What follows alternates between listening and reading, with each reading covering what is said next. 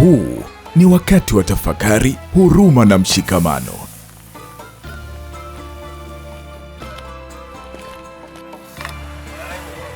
Tukiwa tunarudi nyumbani,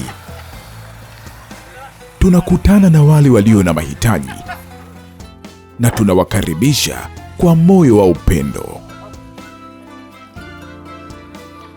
Ni kipindi cha kuwa wamoja, watoto wakikimbia kwa shangwe na kufungua milango ya mioyo yao. Nyumbani, furaha ya familia inakutana na ukarimu. Meza ya iftar inajaa ladha za nyumbani, na katikati yake, afia ikileta msisimko na furaha za pamoja. Afia ikituburudisha kila wakati.